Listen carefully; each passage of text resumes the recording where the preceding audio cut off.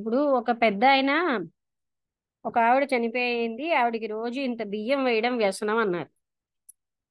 వింటున్నారా? వినపడిందా? వినపడుతోందా?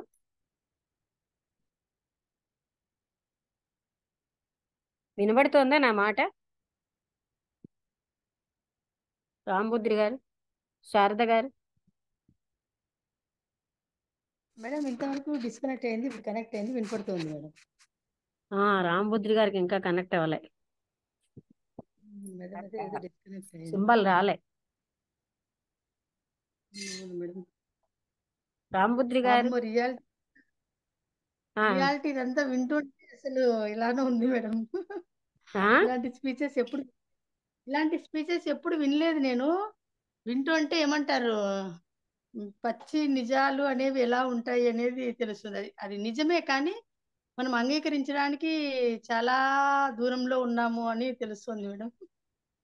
నిజాన్ని కర్మ ఎప్పుడైనా అనే చూడాలి. కర్మలో కూడా ఉన్నాయి. కర్మలో కూడా ఇన్ని డిఫరెంట్, మాకు ఏం తెలిసినా సత్కర్మ దుష్కర్మ అనే ఆ రెండిట్లోనే మేము ఉన్నాం, కానీ ఆ కర్మ వెనుక మళ్ళీ ఇంత డీప్నెస్ ఉంది అని కొంచెం కొంచెం అర్థం అవుతుంది మేడం. ఇప్పుడు రాంబుద్రి గారు వినిపిస్తున్నదా? హలో.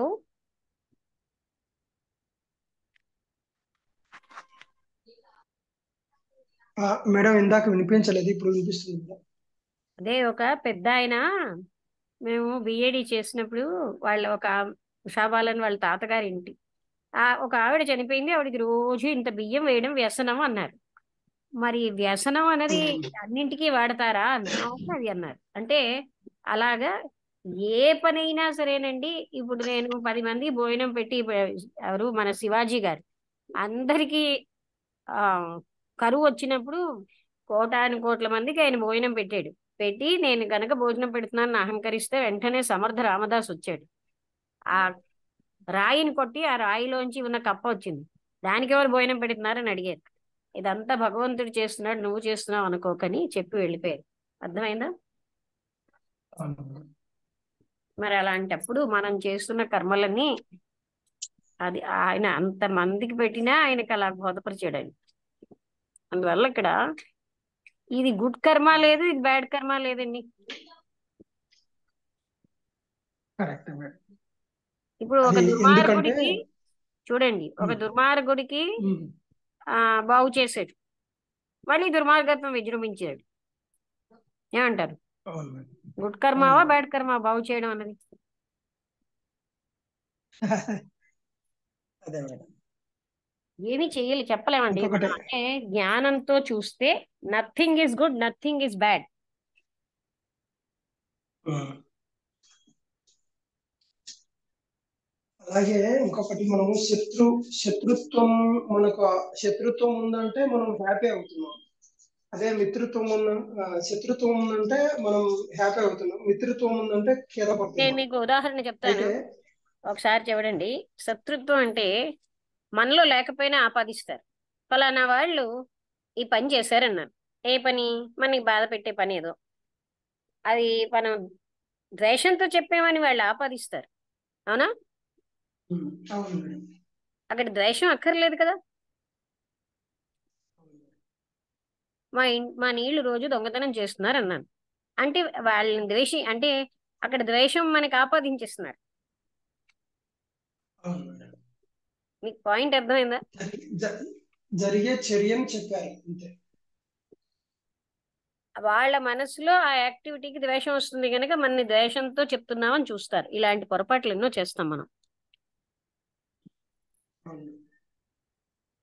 ఇంకొకటి, ద్వేషము శాశ్వతం కాదు. ఆ, ఈ ఈ శాశ్వతం సంగతి ఉంచండి, ప్రేమ. మనం శాశ్వతం అయినంత వరకు అవి శాశ్వతమే. అది మాట్లాడేటప్పుడు మనం ఆలోచించాల్సింది ఏంటంటే శాశ్వతం ఎందుకు ఇప్పుడు మనం ఉన్నాంగా అన్నప్పుడు అవి కూడా ఉన్నాయి కదా. అంటే అట్లా కాదు మేడం, ఒకసారి అంటే ఏది, ఒకసారి ప్రేమిస్తున్నాము, ఒకసారి ద్వేషిస్తున్నాము ఒకే వ్యక్తిని.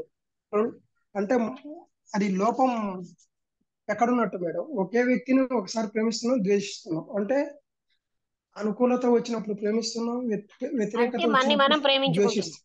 మన సదుపాయాలను ఆ, ప్రేమించుకుంటున్నాం. ఆ, అది జరుగుతుంది. ఇప్పుడు భర్తని ప్రేమిస్తున్నాను అది అనుకుంటూ తను ప్రేమించుకుంటున్నది భార్య కదా. భార్యను అవును మేడం. ప్రేమించుకుంటున్నానని భర్త తను తాను ప్రేమించుకుంటాడు. అలాంటిది కదా. సౌకర్యాలనే ప్రేమించుకో. ఆ మన సౌకర్యాలను ప్రేమించుకుంటున్నాం. సౌకర్యానికి వ్యతిరేకత వచ్చిందంటే మళ్ళీ ద్వేషిస్తున్నాం. అది అది మనం గ్రహించాలి. అలాంటి యథార్థాలు తెలియడం తప్పేంటండి? తెలిస్తే జీవితం హాయిగా ఉంటుంది. కరెక్ట్. యథార్థం కళ్ళు మూసుకుంటే ఎన్నాళ్ళు ఉంటాం అలాగా? అప్పుడు బాధలు వస్తాయి. యథార్థంగా తెలిస్తే మంచిదే కదా. అవును మేడం. ఓకే అండి, ముగించేద్దామా? Okay madam, thank you madam. ఏమైనా అడిగితే అడగండి. ఇంకేం శారద లేదు గారు. మేడం. చెప్పేవన్నీ సమాధానాలాగా ఉన్నాయి మేడం. అవి నిన్న రమణ మహర్షి చదివేటప్పుడు అర్థమైనట్టే ఉంటాయి, కానట్టే ఉంటాయి అన్నట్టు నేను అట్లా ఫీల్ అయ్యేదాన్ని. ఇప్పుడు సేమ్ అదే ఎక్స్పీరియన్సే వస్తుంది మేడం. అర్థం అవడం కాదు, మీరు ఇంకా అంగీకరించాం అక్కడ. అవును, అది సత్యమే, కానీ దాన్ని కరెక్ట్ గా మేము క్యాచ్ చేయలేకపోతున్నామనే ఒక కాదు సఫరింగ్ ఉంది క్యాచ్ మేడం. చేయలేకపోవడం కాదా, ఇందాక బుద్ధుడు గారు అన్నట్టు అంగీకరించాం.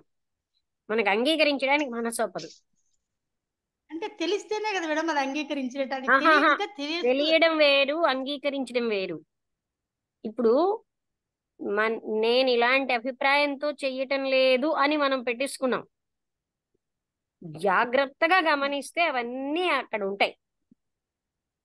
అది అంగీకరించడం ఎందుకంటే ఫాల్స్ ఇమేజ్ తో జీవిస్తాం.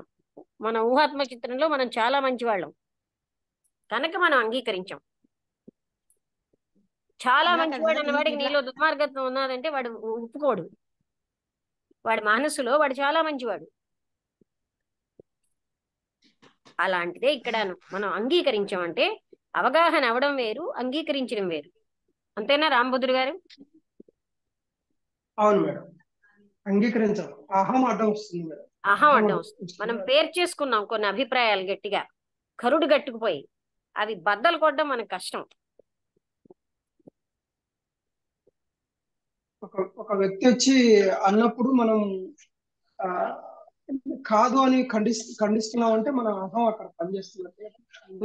అహం లేకపోతే ఇప్పుడు అది కావు నిజమా కాదా అని మనం చూసామంటే మనకి తెలుస్తాయి. కానీ మనం గట్టి అభిప్రాయాలు పెట్టేసుకున్నాం వెనకాల. ఆ పెట్టుకోవడం వల్ల మనం అంగీకరించలేకపోతున్నాం. భక్తి కానిది భక్తి అని పెట్టేసుకున్నాం. అది అంగీకరించడం కష్టం. అలాగే భర్త మీద ప్రేమని నీ మీద ప్రేమ అంటే అంగీకరించడం కష్టం, కానీ అది సత్యమే.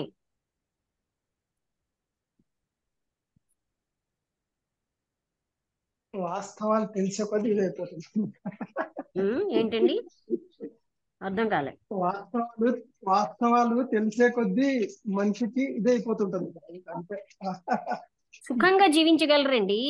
అప్పుడు ఊహాత్మక జీవితం ఉండదు, యథార్థ జీవితం ఉంటుంది. యథార్థంలో జీవిస్తే ఆత్మతత్వం సులువుగా వస్తుంది. అవును మేడం. అవును, కరెక్ట్ మేడం. మీరు ఇందాక చెప్పారు కదా, ఇంట్లో విగ్రహాలను కడగడం కంటే కెనాల్లో కాలు క్లీన్ కడగడం లేదు. చేయడమే బెటర్. అది వాడి వల్ల కాలో కడగడం అది. ఎందరికో ఉపయోగం అవుతుంది, మన వల్ల ఎవరికి ఉపయోగం అయింది? అహంకారం తప్ప. అవును, అది కరెక్ట్ చెప్పారు మేడం. అది అసలు ఊహకు కూడా అందని ఇది, కానీ ఎగ్జాక్ట్ గా చూస్తే అదే కరెక్ట్ కదా. ఇదేనే కంటే కూడా ఇది అహం ఎక్కడ తృప్తి ఉపయోగం పడుతోంది అనేది. అంతే. నేనేదో కడిగేసాను, నేనేదో చేసేసాను, తృప్తి మన అహం మనకి తృప్తి వస్తుంది అంతే. అవును మేడం. ఓకే అండి, ఉంటాను. నమస్తే అందరికి. Okay madam, thank you.